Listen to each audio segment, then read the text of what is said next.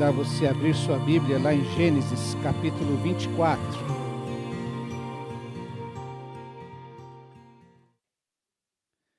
Mês de maio nós temos dedicado à família, tradicionalmente. Nos últimos 2 cultos se falou sobre o homem de Deus e sobre a mulher de Deus. Aliás, na ordem inversa, né? Sobre a mulher de Deus e sobre o homem de Deus. Como um desafio para cada um de nós de sermos melhores. Eu me lembro de um irmão, certa ocasião, eu o abordei. Falei, você tem vindo no encontro de casais, não é? Seria bom? Ele falou, não, pastor, esse negócio aí é uma armadilha. Porque ele achava que vão chegar lá, vão falar mal de mim, dos homens, e a minha esposa vai pegar no meu pé porque vão falar mal dos homens. Ela vai descobrir coisas pelas quais ela pode pegar no meu pé. Então a gente tem aqui na nossa igreja o HDR, por exemplo, a gente tomou uma decisão que nos encontros dos homens nós não falamos mal das mulheres. Então a gente não fala mal de mulher. Embora saibamos que elas não sejam perfeitas, nós não falamos mal dos defeitos, nem, tá certo? A gente se reúne para aprender a sermos homens melhores. Queremos ser homens melhores, servos melhores. E nós sabemos que se formos servos melhores de Jesus, nós vamos ser maridos melhores, pais melhores, crentes na vida da igreja melhores, viveremos na sociedade de uma maneira melhor e vamos espelhar Cristo para todo mundo. Então esse é o nosso grande desafio, sermos melhores. E quando você ouviu aquela mensagem sobre a mulher de Deus, eu espero que você fale assim, poxa vida, eu preciso ser melhor. Eu preciso ser uma mulher de Deus. Eu preciso ser alguém que espelhe mais Jesus na minha vida. Como também, para aqueles que ouviram a mensagem do domingo passado, que falava sobre o homem de Deus, que você queira ser um homem melhor. Um homem de Deus. Um homem que faz aquilo que o Senhor aprova. E tanto homens como mulheres podem aprender com aquilo que, a partir dos exemplos femininos e masculinos, podemos aprender a respeito do que Deus espera de nós. Então, esse é o desafio para nós. Esse tem sido o desafio nestes dias. E hoje, eu gostaria de falar sobre os relacionamentos de Deus. Ou um relacionamento que é de Deus. Que você identifica como sendo, vindo, e que está baseado naquilo que Deus quer. Assim como nós vimos aqui que os crentes de Tessalônica, olha, já ficou notório para todo mundo, a fama de vocês correu, que vocês receberam o Evangelho e foram transformados, agora há uma certeza no coração de vocês aguardam os céus, vocês têm propagado o Evangelho, ficou claro para todo mundo que vocês abandonaram os ídolos e se voltaram para Deus e que agora esta esperança está dominando o coração e a vida e os projetos de vocês. Há também relacionamentos nos quais nós percebemos que Deus está naquilo ali, naquele negócio, naquele relacionamento, naquele namoro, naquele casamento, naquele negócio, seja lá onde a gente mantenha uma aliança, haverá a presença de Deus. Eu queria pensar com você hoje, nós já lemos no início deste culto um texto que sempre foi utilizado para falar sobre o jugo desigual. E eu não vou falar contra o jugo desigual, só vou fazer alguns ajustes aqui, tá bom? Mas ele fala claramente, especialmente você pensa, nós estamos pensando na cidade de Corinto, uma cidade profundamente licenciosa, profundamente idólatra, e Paulo tem que exortar os crentes, cuidado com as associações que vocês fazem. Cuidado com as alianças que vocês acabam perpetuando. Porque Deus espera que vocês, vivendo numa sociedade corrupta, licenciosa, promíscua, espera que vocês se comportem de maneira santa. Porque é assim que é o Pai de vocês. Lá no Antigo Testamento a gente vai perceber Deus chamando a atenção do povo e lembrando assim, vocês precisam se comportar desta maneira na sociedade porque eu sou santo. Vocês devem ser santos também, vocês são o meu povo. Aqui Paulo utiliza a ideia de que, olha, vocês precisam se comportar dessa maneira porque vocês são os meus filhos. Eu sou o pai de vocês. E eu quero tratar vocês como filhos e filhas amadas. Hoje a gente tem ouvido muito a respeito disso, dessa posição, dessa figura na qual nós estamos. Olha, você precisa compreender qual é o seu papel, qual é a sua posição diante de Deus. Você é um filho de Deus, você é uma filha de Deus, então você precisa aprender a se comportar assim. Você precisa se definir desta maneira e não se permitir ser definido por outras características. Ah, eu sou um depressivo. Ah, eu sou um ex-alcoólatra. Ah, eu sou... seja lá o que for que hoje você tem se rotulado. A gente precisa sair dessa posição para compreender que nós somos filhos e filhas de Deus. E aí aprender a se comportar como filhos e filhas de Deus. Eu quero lembrar aqui, quero convidar você a abrir sua Bíblia, então, lá em Gênesis 24.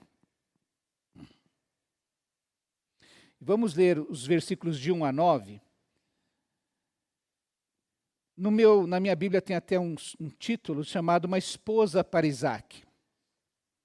Abraão já era velho, de idade bem avançada, e o Senhor em tudo o abençoara.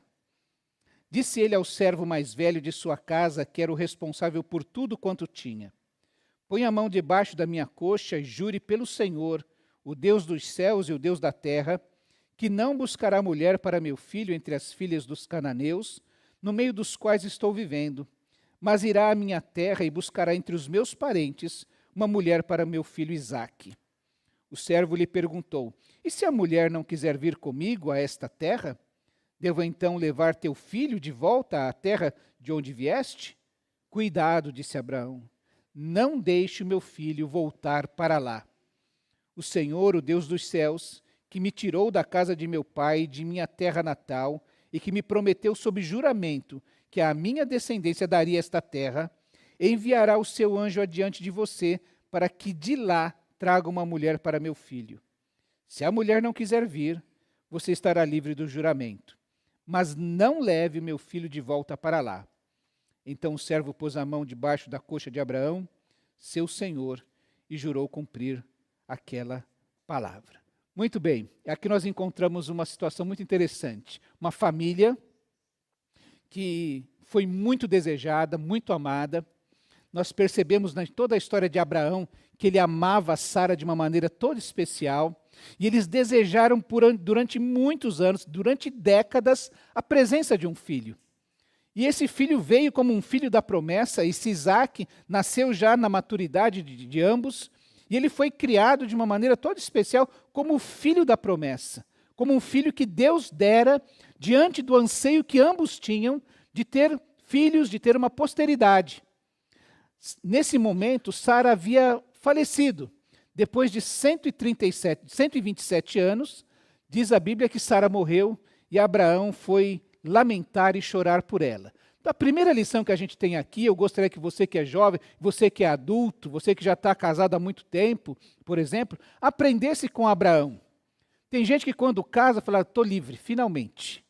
Tem um monte de piada que quando fala assim, será que lá no céu a gente vai estar casado? Não, olha, é só até que a morte nos separe, não é? Não quero, pelo amor de Deus, eu quero ficar livre de você. É interessante que Abraão, depois de ter ficado casado com Sara durante muitos anos, quando ela morre, ele vai lamentar, ele vai chorar a sua morte. Porque o amor que nós dizemos sentir um pelo outro, ao qual nós fazemos juras diante do altar, diante de todo mundo, brigamos com a família para namorar aquela pessoa que o pai não quer, sabe, vira a cara para a sogra, o marido é meu, a filha é minha, não é? Faz aquele escarcéu porque ama. Depois passa 1, 2 anos, algum tempo assim, vamos separar.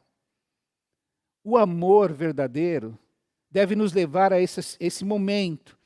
Depois de décadas juntos, Abraão não falou assim, graças a Deus, finalmente estou livre. Deixa eu correr atrás de Quetura, que depois ele casa de novo, né? Deixa eu correr atrás de outra mulher. Ele vai chorar e lamentar que ele perdeu o seu grande amor, o amor da sua vida. A primeira lição é essa. o amor deve nos levar a isso.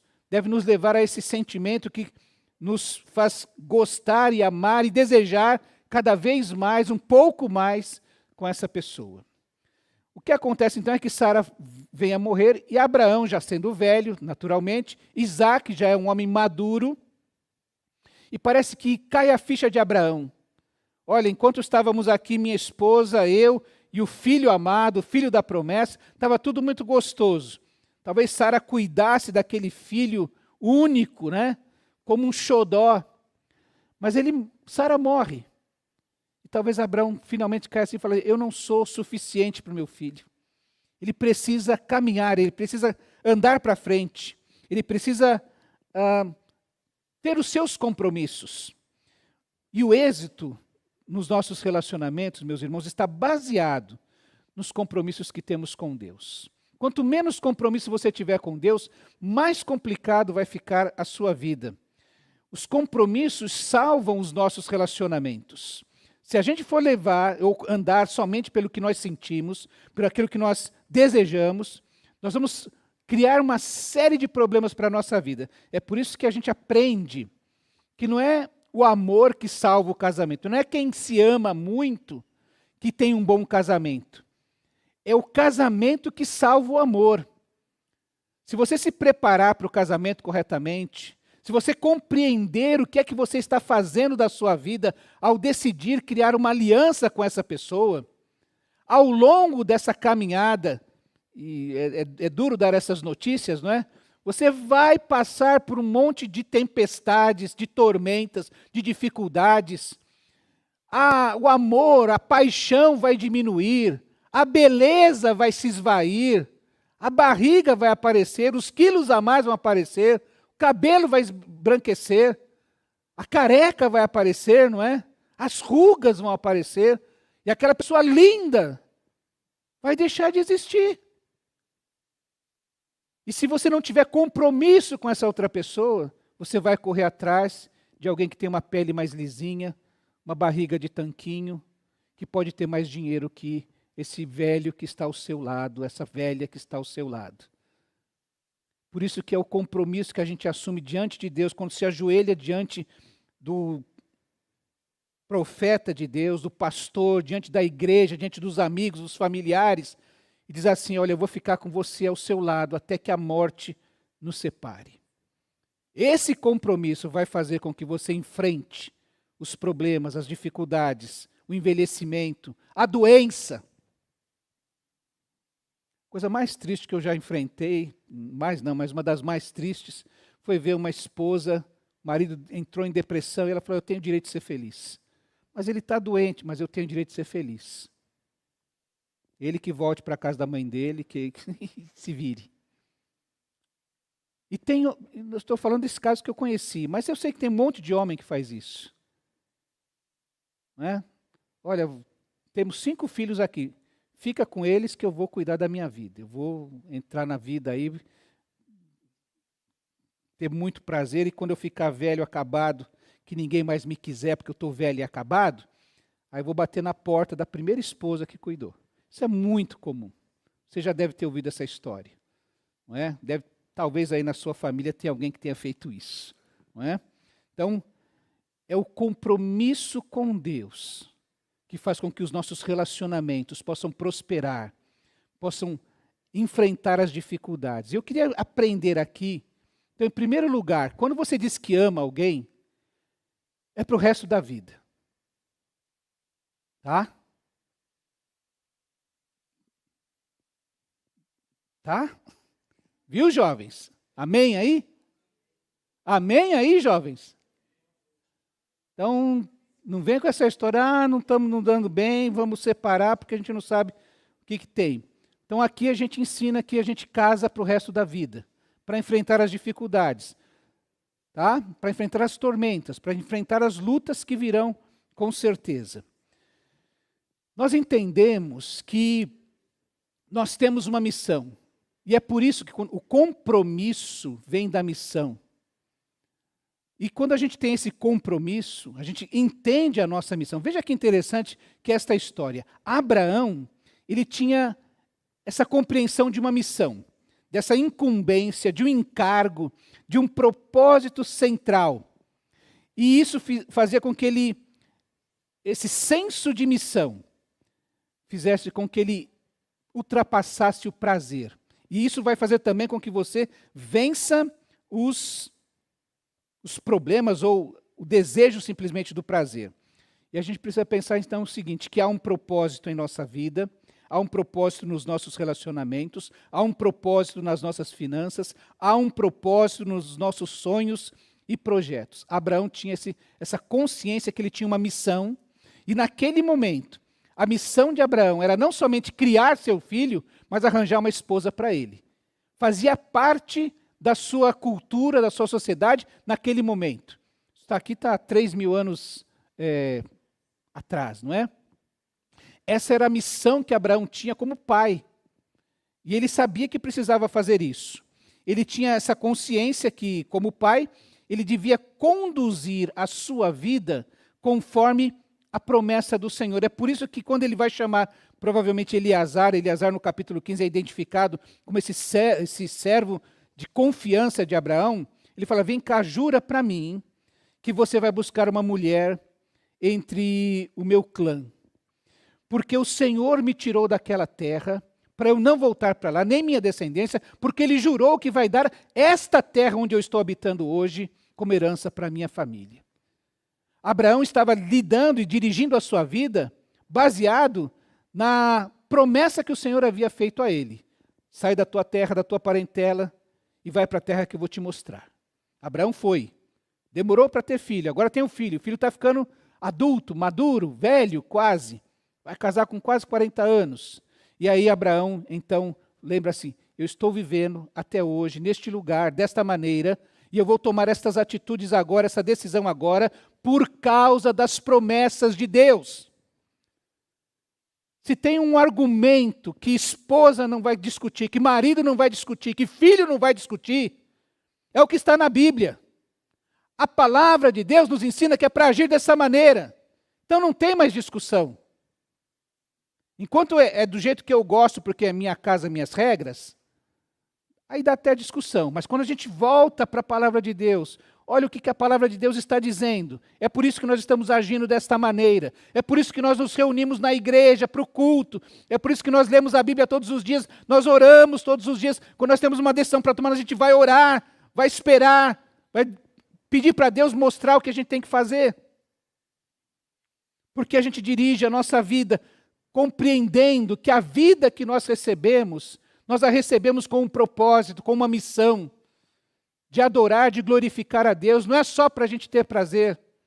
Aliás, o tempo que a gente tem prazer nessa vida, ele é muito pequeno. E quem vive correndo atrás de ter prazer, nunca está satisfeito. Então Abraão tem esse senso de que ele precisa viver esta missão. Ele conduz a sua vida de acordo com as promessas de Deus. Ele vai orientar a vida do seu filho de acordo com a promessa de Deus. Abraão repete isso para ele. Não permita que o meu filho volte para lá. Se existe uma tristeza no coração de pais é verem os seus filhos longe dos caminhos do Senhor. Eu um dia conhecia Jesus, como os Tessalonicenses. Eu abandonei os ídolos, aquela vida sem Jesus. Entrei para a igreja, vivi na igreja, e meus filhos não têm prazer na vida da igreja, não têm prazer em Deus. Essa história, ele ama a Deus, ama nada. É por isso que ele não tem tempo para a igreja, é por isso que ele não dedica os seus dons e talentos na vida de nenhuma igreja. Nem nessa, nem em nenhuma. Então a gente tem que tomar muito cuidado com isso. Abraão orientou a vida dos seus filhos e o pedido dele, você jura para mim que você não vai deixar meu filho voltar para lá. Nessa vida, naquele lugar onde as pessoas não adoram a Deus. Foi por isso que Deus tirou Abraão de lá, porque lá Abraão não ia desenvolver a sua fé, não ia caminhar nos caminhos do Senhor. Não deixa meu filho voltar para lá. nessa missão, de cumprir essa missão, de viver a vida cristã, viver uma vida de fé, uma vida de adoração. A gente precisa de gente que nos ajude nesta missão. Sozinhos não conseguimos. E Abraão não ia conseguir fazer isso. Por isso ele chama Eliezer. Eliezer é seu servo de confiança. Lá no capítulo 15, Abraão chega a falar com Deus: Senhor, eu não tenho descendência, eu não tenho filhos. Eliezer, o meu servo, vai ficar com toda a minha herança. E Deus lembra ele e fala: olha para o céu, conta as estrelas dos céus. Veja se você pode contar, é assim que vai ser sua descendência. E vai ser a partir de um filho que eu vou dar a você, fruto da sua carne. Eliezer é esse homem de confiança, um servo antigo, mais antigo de Abraão, alguém que ele chama para fazer esse juramento.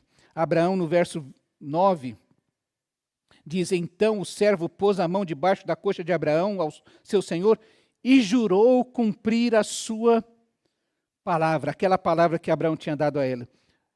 Uma pessoa que não se esquivou de assumir compromisso. Quem é que eu vou pedir para me ajudar a cumprir a minha missão? Gente que assume compromisso. Gente que não... Você jura? Juro. E eu vou cumprir. Pode ficar tranquilo que eu vou fazer isso. No verso 12 diz que Eleazar, depois que partiu, chegou na determinada terra onde ele desejava, e então ele parou toda a sua caravana, e a primeira coisa que ele fez quando chegou lá, o que foi, irmãos? Quem sabe? Ele foi orar. Ele foi orar a Deus: Senhor, eu estou aqui, e agora? Como é que eu faço para escolher uma mulher, uma esposa para o filho do meu Senhor? Meus irmãos, a gente ora um pouco mais, ora de novo, e mais uma vez. E como diz a W. Tozer, você ora, ora e ora, até aprender a orar. E vai orando. Eleazar, então, quando chega lá, a primeira coisa que ele faz é orar para que o Senhor o abençoe na sua missão.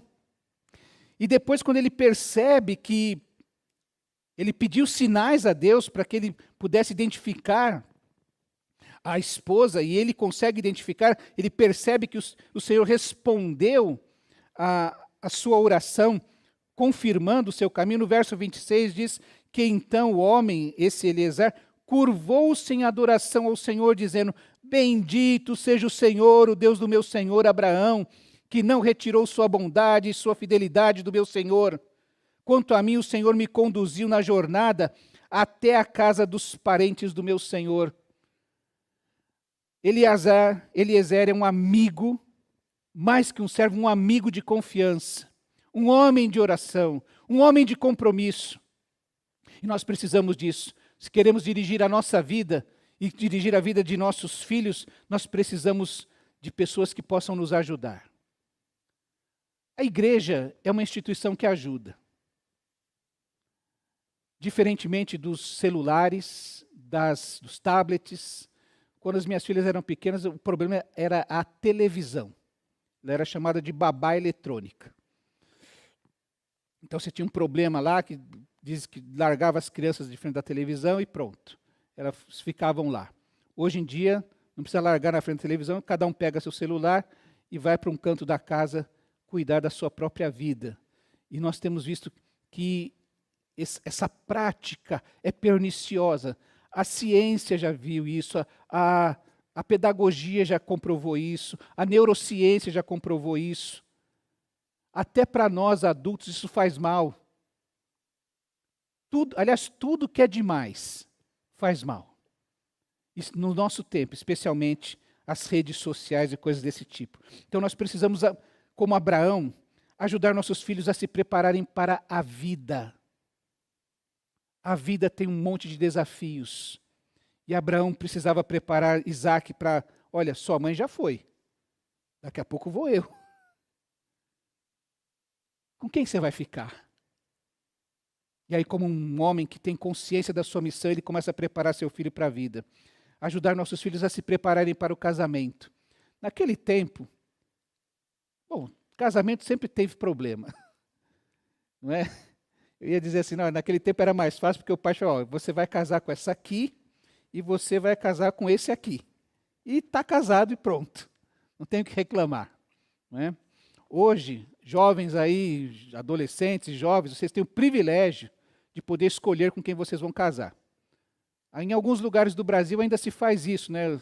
Os compadres negociam. Eu tenho uma filha aqui, você tem um sobrinho, e faz casamentos arranjados. Você tem o privilégio de poder fazer a escolha, escolher com quem você quer casar. Não desperdice essa escolha, não jogue fora a sua escolha escolhendo mal, fazendo más escolhas para a sua vida. Porque como nós dissemos aqui, a gente casa até que a morte nos separe. Alguém já disse que quem está encalhado é quem casa assim. Quem está solteiro não está encalhado, porque tem opção. Agora quem casou, encalhou. Dali não sai. Não é?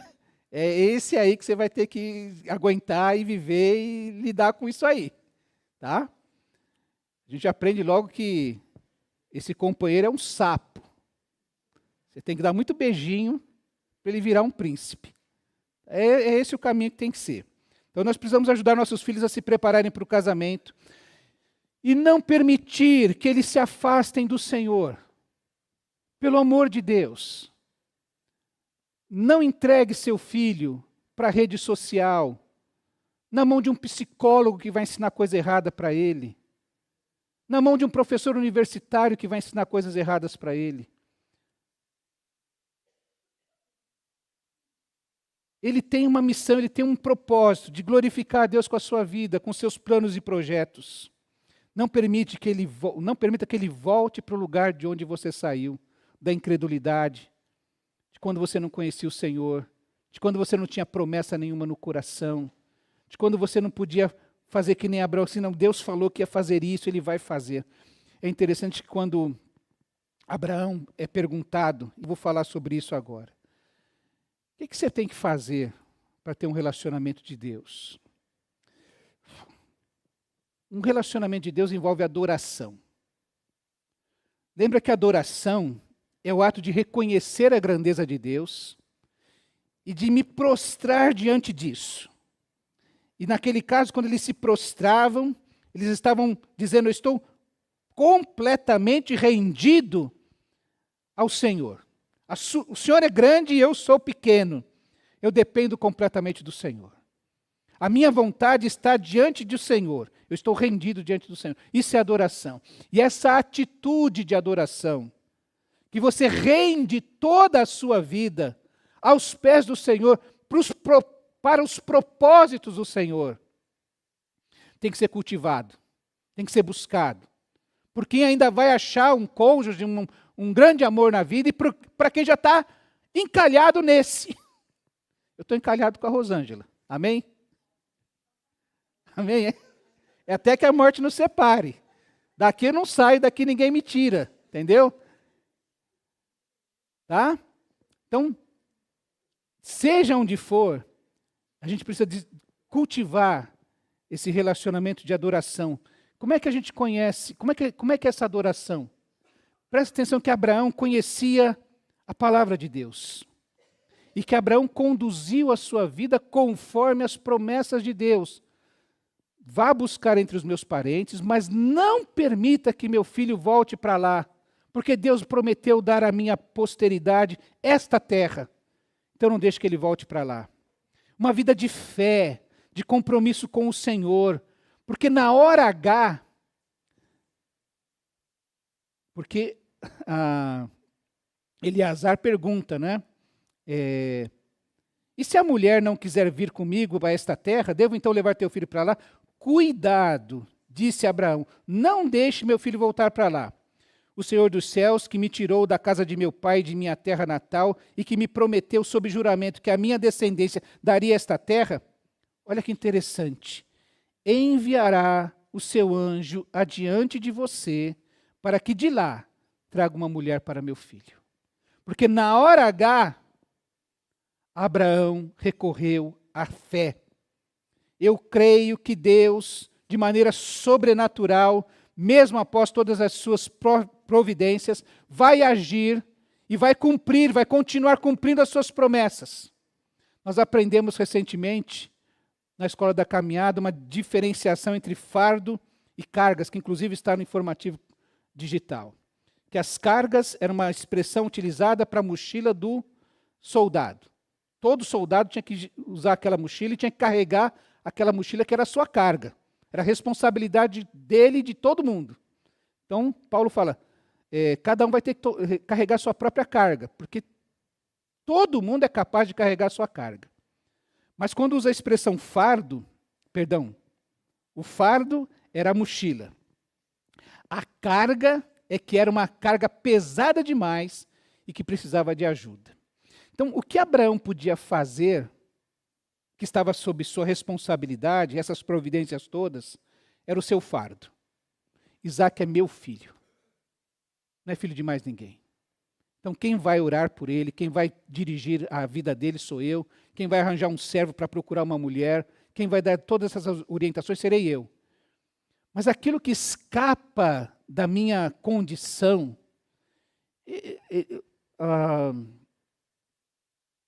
Eleazar ia caminhar por volta de 1.500 a 2.000 quilômetros, retornando para o lugar de Abraão, de onde Abraão tinha saído. Abraão não estaria ali, mas eu sei que o Deus que me prometeu, que me fez sair de lá, ele vai agir lá também. O que é isso, meus irmãos? Isso é fé. Eu sei que Deus vai agir. Eu fiz tudo o que estava ao meu alcance, mas Deus vai agir. E nós precisamos aprender a fazer isso. Você também precisa aprender a fazer isso. E aí, jovem, você precisa se envolver em uma vida de fé, envolve uma vida de conhecer a palavra. De conhecimento da Bíblia, das promessas de Deus. Envolve uma vida de obediência à palavra, porque não basta apenas conhecer o que está escrito, mas obedecer aquilo que está escrito. Envolve uma vida de oração, o exemplo de Eliezer. Eu tenho que fazer isso, Senhor, faz prosperar o meu caminho, mostra, dá os sinais que eu preciso ter. E quando Deus vai respondendo, existe essa vida de adoração, envolve uma vida de fé. O Senhor irá diante de você e vai mostrar a mulher que você deve trazer para o meu filho. Vida de adoração é assim. É mais do que esse tempo que nós cantamos aqui. A gente canta mal porque está frio, porque comeu uma feijoada no domingo à tarde, não está bem. Então, esse monte de coisa. A vida de adoração, ela envolve a minha segunda-feira, terça, quarta e todos os motivos da minha vida. A vida envolve observação. É interessante que Eliezer orou, mas ele pediu alguns sinais. Ele, quando chega lá, diz assim, ele ora ao Senhor assim: Senhor Deus do meu senhor Abraão, dá-me neste dia bom êxito e seja bondoso para com o meu senhor Abraão. A missão é dele, mas ele leva a pessoa de Abraão, os anseios de Abraão, os sonhos de Abraão diante de Deus. Como vês, estou aqui ao lado desta fonte, e as jovens do povo desta cidade estão vindo para tirar água. Concede que a jovem a quem eu disser, por favor, incline o seu cântaro e dê-me de beber, e ela me responder, bebe, também darei água aos teus camelos, seja essa que escolheste para teu servo Isaque. Saberei assim que foste bondoso com meu Senhor. Eliezer pede sinais a Deus. Então, Senhor, mostra para mim de maneira muito clara. No verso 21, é interessante que apesar dele pedir sinais, ele já tinha acontecido que Rebeca apareceu, ele pediu água, ela deu água a ele, depois deu água de beber aos seus camelos. No verso 21, enquanto ela fazia isso, de dar água aos camelos que Eliezer tinha trazido, diz assim que sem dizer nada, o homem a observava atentamente para saber se o Senhor tinha ou não coroado de êxito a sua missão. Então, observar, Rebeca era rapidamente, só para a gente pensar, ela era cumpridora dos seus deveres, porque as moças, era tarefa das mulheres jovens carregar cântaro de água. As velhas ficavam em casa, elas não tinham força para fazer isso. Quem tinha que caminhar até o poço eram as jovens. E a gente pode Esses dias eu vi um meme assim, né, que mostrava muitas mulheres assim andando assim meio despercebida. Daqui a pouco ela enxergava o marido, o namorado. Umas faziam uma cara de brava. Onde é que você estava? Que não me achou. Enquanto outras ficava muito feliz por ter tá andando perdida assim. Achei você. Ficava feliz. Outras ficavam emburradas. Então observe isso. Se você não quer viver do lado de uma pessoa ranzinza, preste atenção. Não é? Preste atenção como é que essa mulher lida com o seu pai, com a autoridade do seu pai. Como é que essa mulher, como é que esse menino lida com esse jovem, lida com a sua mãe, como é que ele trata a sua mãe? É uma empregada. Quero na mesa, pega, toma, tira, não cuida. Preste atenção. Alguém já disse que você descobre como são as pessoas não pela maneira como elas agem. Porque você pode pensar muito bem como vai agir, mas especialmente como elas reagem. Quando elas são contrariadas, quando elas são desobedecidas, quando elas são ofendidas, quando elas têm que enfrentar frustrações. Como é que você lida com isso? Então, Eliezer dá uma grande lição para nós. Observa. Por isso, meu irmão, você está pensando em namorar com alguém? Ora mais um mês. Ora mais 3 meses. Ora mais 6 meses. Melhor perder 1 ano de oração na vida, orando na vida, do que perder o resto da vida ao lado de uma companhia complicada. Melhor só do que mal acompanhado é um conselho popular que vale aqui neste caso. Eliezer observou o que Rebeca estava fazendo, percebeu que ela era uma moça que cumpriu os seus deveres, que foi proativa. Ela falou, tá, agora eu também vou dar para os seus camelos. Né? Eu posso fazer isso, eu vou fazer. Não tem que ficar sendo empurrada por ninguém. Rebeca, nesse caso, vinha para somar na vida de Isaac. Foi por isso que Abraão mandou Eliezer lá longe buscar, para não rachar a sua vida, não rachar a sua cabeça, não rachar o seu coração, para que fosse somado, para que eles pudessem construir juntos e não dividir.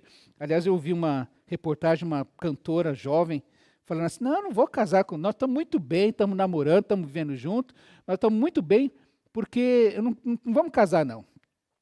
Eu demorei tanto para conseguir o que eu tenho hoje, para depois ter que dividir com alguém? Vou dividir só com ele e minha mãe. Eu falei, tolinha, né?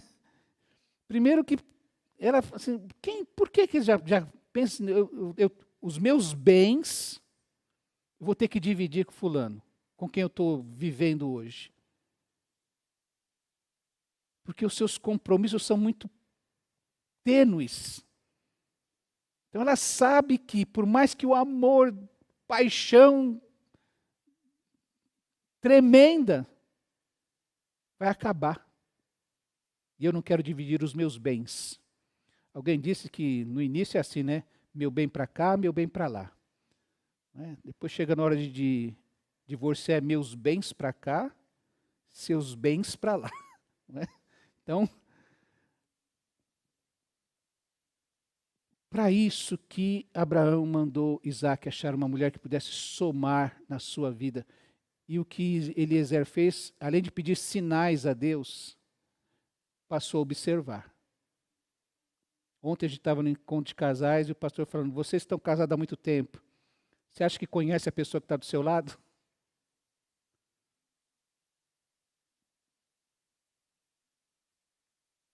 O coração do homem é um negócio que só Deus conhece. E por mais que a gente conviva, a gente pode ser surpreendido ainda. Então, observe para errar menos. Ore mais para errar menos. E por fim, a gente fala sobre esse comprometimento. Casamento é coisa muito séria. Não é brincadeira. Porque casamento é plano de Deus. Deus é perfeito. em tudo que faz, a gente é que complica. E muito. Casamento é um relacionamento de comunhão. Você vai deixar pai e mãe para se unir com outra pessoa. Vi uma filósofa psicanalista falando sobre isso. Ela falava assim: você acha que você tem problema? Você pega dois universos completamente diferentes, um homem e uma mulher, e põe na mesma casa, para dormir na mesma cama. Dar certo é um milagre. A chance de ter problema, de dar errado, é muito grande, porque são dois universos completamente diferentes. Aí você põe, como tem até um livro que fala, os homens são de Marte, as mulheres são de Vênus e homens são de Marte. São dois mundos, dois planetas diferentes. Agora, a Bíblia diz que Deus olhou a situação de Adão e falou assim: não é bom que ele esteja só. Eu vou fazer alguém que lhe seja de apoio, que sirva de apoio. E juntou essas pessoas para serem ambos uma só carne e poderem caminhar juntos, colocando todos os seus projetos diante de Deus. E quando fica difícil caminhar juntos e fazer aquilo que Deus quer, a gente precisa da fé que Abraão teve, diz: o Deus que prometeu essa terra para minha descendência vai adiante de você. Quando as coisas estiverem difíceis, complicadas, aquela tempestade na vida do casal, um olhar para o outro e falar assim: vamos ajoelhar, porque o Deus que prometeu, o Deus que abençoou a nossa união, não vai deixar isso acabar. É um Deus vivo, gente. E se a gente não puder somar, enquanto um dobra o joelho, o outro vai buscar outras coisas, outros deuses. Aquilo que Abraão não queria: não permita que meu filho, ele não pode ficar atrás desses deuses dessa terra onde eu estou habitando. É para somar, é para que ambos possam buscar este Deus único e verdadeiro. Rebeca era uma sobrinha neta de Abraão, do mesmo clã, do mesmo povo, do mesmo sangue, que poderia compreender os valores que eles estavam cultivando e queriam cultivar dali para frente. A Bíblia diz que quando Eliezer orou a Deus, quando chegou, descobriu que era Rebeca, observou e percebeu que era ela, perguntou de onde ela era, ela falou: eu sou da filha de Betuel, filho de Milca, mulher de Naor, irmão de Abraão. Por isso ela era uma sobrinha neta de Abraão.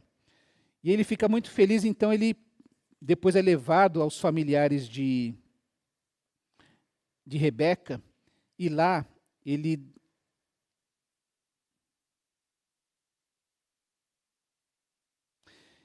lá no versículo 47, depois de lhe perguntei: de quem você é filha? Ela me respondeu: de Betuel, filho de Naor e Milca. Então coloquei o pendente em seu nariz e as pulseiras nos seus braços, e curvei minha adoração ao Senhor. Bendisse o Senhor, o Deus do meu senhor Abraão, que me guiou pelo caminho certo para buscar para o filho dele a neta do irmão do meu senhor. O que significa que ele deu esse pendente do nariz e pulseiras nos seus braços? Recentemente, encontrei um casal, gente que foi criada na igreja, que nós não vamos casar. Parece essa cantora, influencer, por aí. Não precisa casar. Não. O pai me falou: não, tem que casar sim, vai casar, vai pôr no papel, vai colocar aliança no dedo, vai fazer pedido oficial, vai fazer tudo direitinho.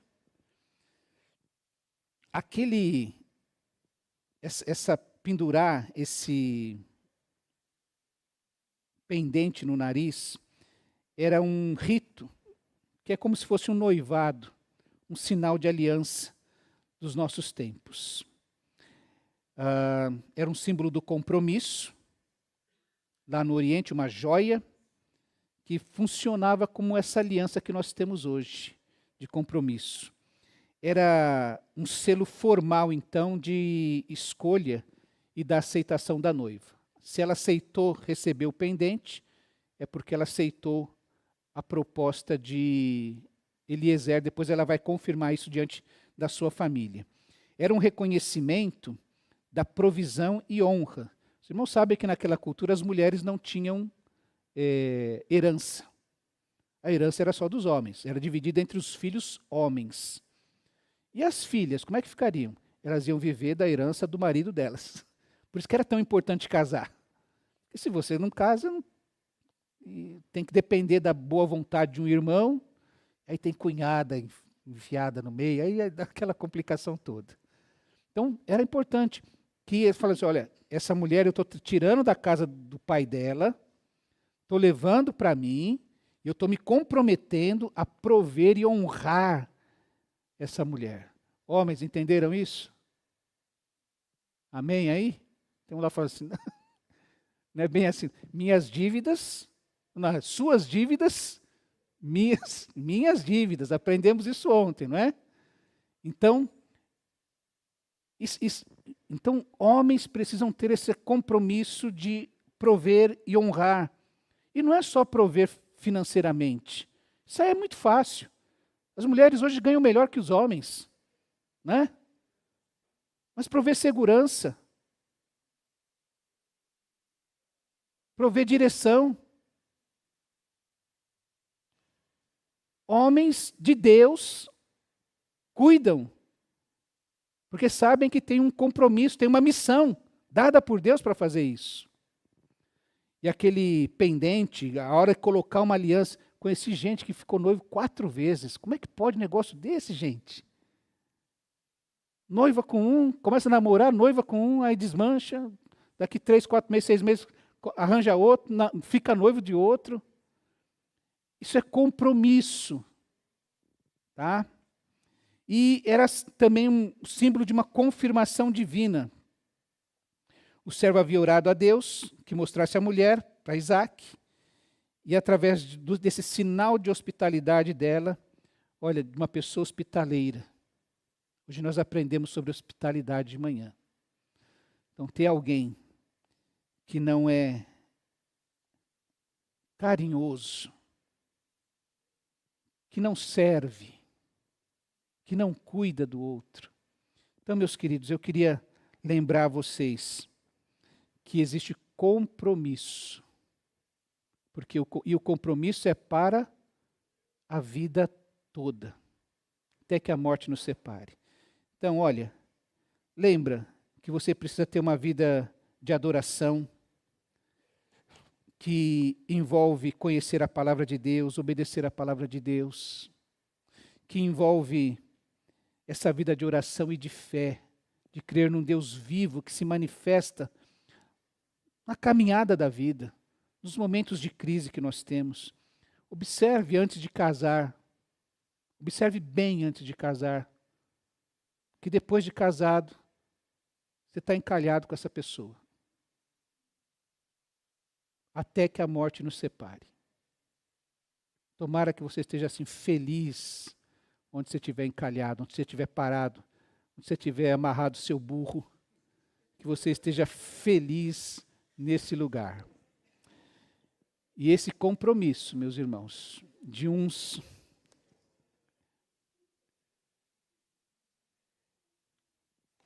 com os outros. Olha, eu quero terminar aqui lembrando o seguinte: quem é que tem aliança aí? Levanta sua mão.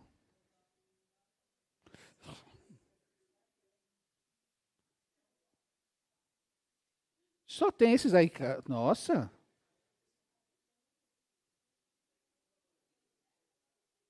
O pessoal está tirando por causa de bandido? Ai, gente. Bom, tudo bem. Mas olha, eu falo isso em todo casamento que eu vou celebrar. Eu lembro 3 coisas sobre 3 verdades a respeito desse objeto que fica na minha mão. Tá até quando você tem dificuldade de tirar, parece que a aliança encolheu com o passar dos anos, mas fica até marcado aqui, né? Fica fundo. Cada vez que a gente olha para esse objeto, a gente lembra de algumas coisas. Primeiro, isso aqui é um anel, não é uma aliança. A aliança é o que ele simboliza. Mas está tão envolvido com o símbolo que ele assumiu o símbolo, o que ele simboliza. Isso aqui é uma expressão concreta de uma verdade subjetiva. Meu amor pela Rosângela. Isso aqui não é o meu amor, mas simboliza. Então, primeiro, quando eu olho para isso aqui, eu lembro da aliança que eu assumi com ela. Eu decidi amá-la, eu decidi viver com ela. E dela para comigo. Ninguém colocou uma garrucha na minha cabeça e falou, casa. Isso aqui foi uma coisa que eu decidi, como a gente falou. Chega para papai e mamãe, né? Fala, obrigado pela roupa lavada, comida gostosa, mas eu estou... Tchau para vocês, não é? Porque eu decidi fazer essa aliança com ela. Segundo, esse símbolo, o círculo, ele é um símbolo da infinitude. De que o que eu sinto precisa tomar todas as áreas da minha vida. Eu não sou o marido dela, só a amo na cama. Só a amo quando ela faz coisas boas para mim. Ela é minha esposa, o meu amor em todos os momentos, onde eu estiver. Se ela estiver aqui, eu estiver lá no Maranhão, ela continua sendo o meu amor. E o meu amor precisa ser expressado. E aí tem exclusividade, fidelidade, uma série de coisas que envolvem isso. Cada vez que eu olho aqui, eu falo, eu preciso pensar nisso. E por fim, a aliança é feita de ouro, que é um metal preciosíssimo. É para eu lembrar que o bem mais precioso que eu tenho é a minha esposa. Não é o meu trabalho, não é o meu ministério. Não são os bens que eu tenho. É ela. Para quando chegasse em 137 anos de vida, não sei, eu devo partir antes, eu imagino. Mas tomara, se quem partir antes, que o outro que permanecer fale assim, poxa vida, eu queria mais. Eu vou chorar e lamentar a morte dela. Então escolham bem. Escolham bem. Busquem um relacionamento que possa somar na sua caminhada com Deus. Nós que já amarramos o nosso burro ao lado de alguém, que a gente aprenda a como caminhar para fazer essa caminhada ser mais feliz, mais próspera, que glorifique a Deus com o nosso caminhar.